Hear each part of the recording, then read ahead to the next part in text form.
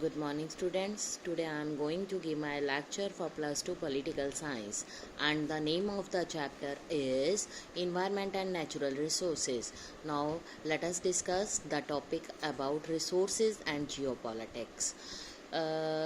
Resources geopolitics is all about who get what, when, where and how. अगर हम economics की बात करें उसमें भी एक चैप्टर आता है जिसमें ये कहा जाता है कि जो कुछ हमें मिलता है कैसे मिलता है, कहाँ से मिलता है, क्यों मिलता है, उसका कैसे यूज़ किया जाता है। जो रिसोर्सेज हैं वो हमें some of the key means provide करते हैं और मेन रिसोर्सेज का मोटिव क्या है? Motive of global European power expansion.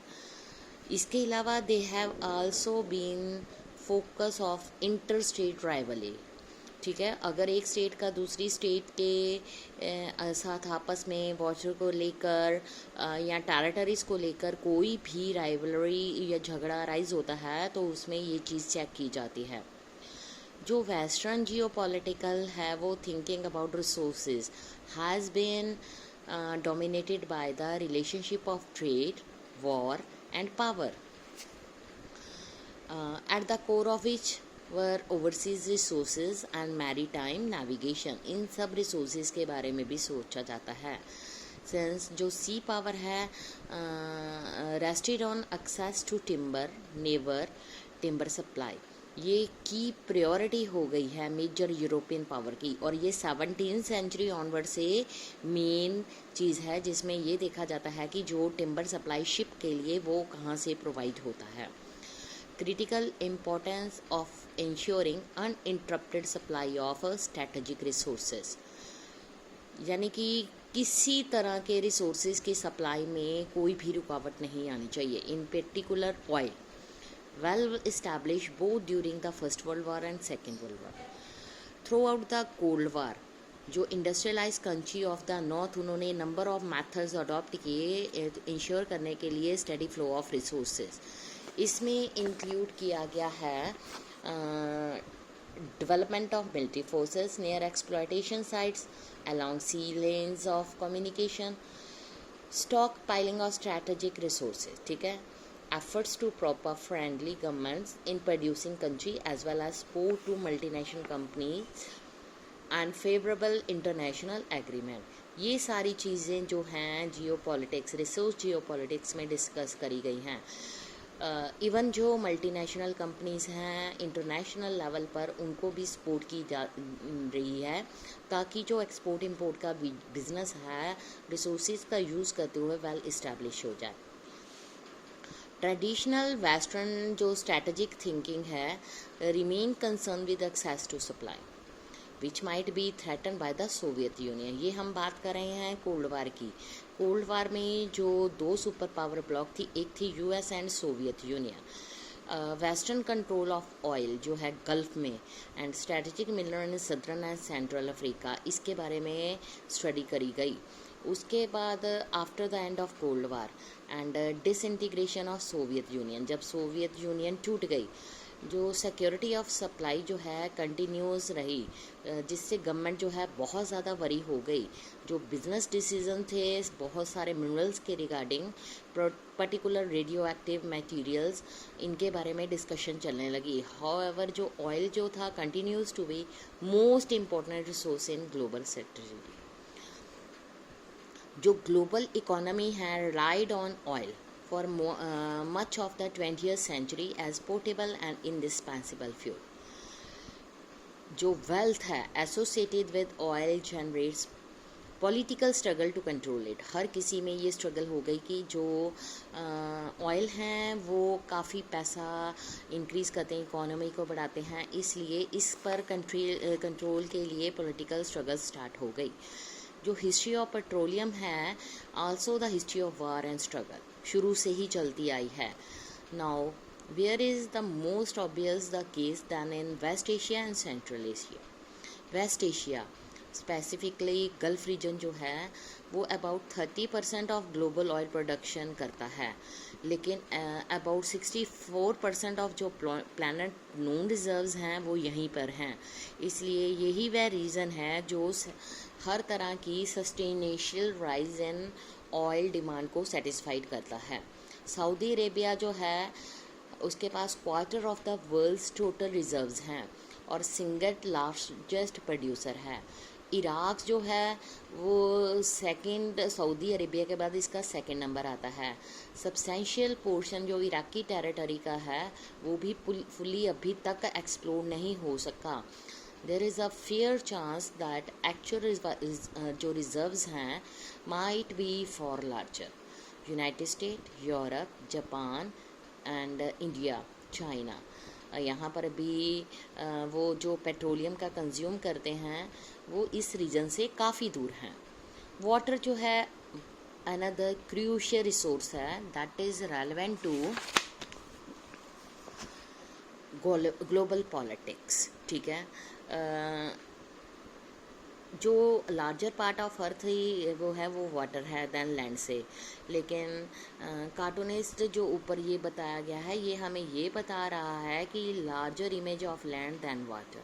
ठीक है, how does the image show the scarcity of water, हम इसके बारे में डिस्कस करेंगे। Regional variations and increasing scarcity of fresh water some parts of the world. ठीक है, जिसमें ये पॉसिबिलिटी हो रही है कि disagreement over shared water resources as a leading source of conflict in 21st century, कि शेयरिंग वाटर को लेकर भी बहुत सारे लड़ाई झगड़े चल रहे हैं।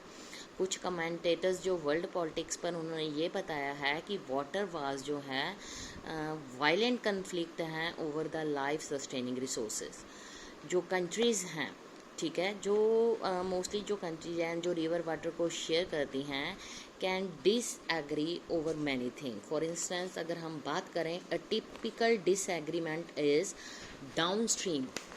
ठीक है, down stream flower riparian, lower riparian states objection to pollution, excessive irrigation, construction of dam, upper riparian state, which might decrease or degrade the quality of water available to the downstream state.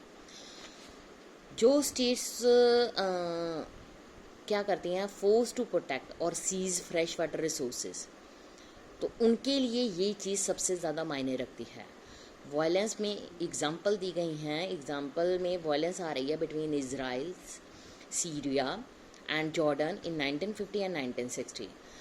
Each side से attempt किए गए हैं water को divert करने के लिए from Jordan, Yarmuk rivers and more recent threat between Turkey, Syria and Iraq over the construction of dams on Euphrates river. ठीक है, नंबर ऑफ स्टडी ये शो करती हैं कि जो कंट्री शेयर वाटर करती हैं रिवर्स का, बहुत सारी कंट्रीज जो हैं जिसके कारण उनमें मिलिट्री कन्फ्लिक्ट्स आ गए हैं। Indigenous people and their right.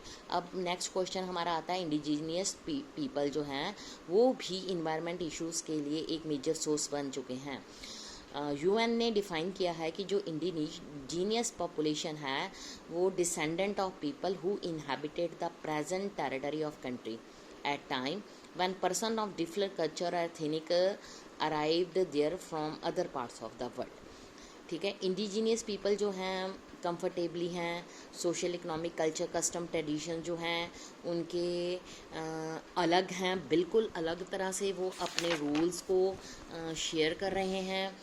अगर हम वर्ल्ड पॉलिटिक्स की बात करें, अप्रॉक्सीमेटली 30 करोड़ जो इंडिजीनियस पीपल हैं वो पूरे वर्ल्ड में फैले हुए हैं। 20 लाख इंडिजीनियस पीपल जो हैं कॉर्डिलेरा रीजन जो है फिलीपींस वहाँ पे हैं, 10 लाख मोपुची पीपल चाइल्ड के, 6 lakh tribal people of Chittagong hill tracks जो बांग्लादेश में है, 35 लाख जो है नॉर्थ अमेरिकन नेटिव्स हैं, 50,000 पूना ईस्ट ऑफ नामा कैनल, और 10 लाख जो स्मॉल पीपल हैं सोवियत नॉर्थ के। Like other special movement, indigenous people जो हैं उन्होंने भी अपने राइट्स के लिए स्ट्रगल की है। इंडिजीनियस पीपल की जो वॉइस हैं वर्ल्ड पॉलिटिक्स में, उनको admission of indigenous people to the world community as equal के बारे में कहा गया है।